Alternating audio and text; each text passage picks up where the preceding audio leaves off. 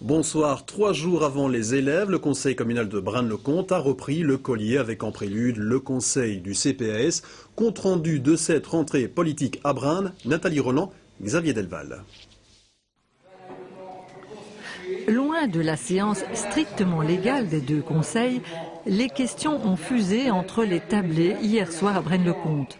Les points abordés étaient d'ailleurs clairement ordonnés et entre la collaboration avec les Juvénat des travaux et les chèques sport ou l'affectation des articles 60, l'intérêt mutuel des participants ne s'est jamais démenti. Je crois que c'est un moment qui est vraiment assez privilégié parce que c'est vrai que le Conseil d'action sociale n'est pas public. Donc c'est vrai que parfois certains conseillers, et je sers évidemment d'interface, d'où l'intérêt d'avoir maintenant les présidents de CPAS qui siègent au niveau du collège. Mais je crois que c'est chouette aussi qu'ils puissent aussi s'exprimer et qu'au fond, ils aient directement de la part de mes collègues les réponses en direct. Dans l'ensemble des questions-réponses, un intérêt particulier s'est marqué pour le logement et pour la réinsertion. Deux piliers dans le travail d'un CPAS.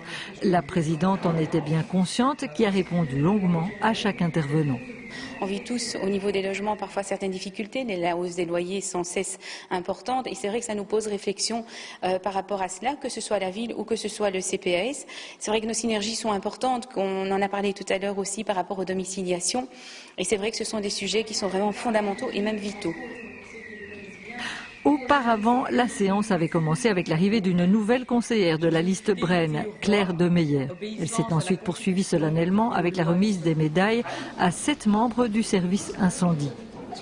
Après l'incessante perturbation causée par une alarme durant toute la première partie, le conseil communal a pu continuer sereinement l'examen de nombreux points qui ont recueilli une belle unanimité.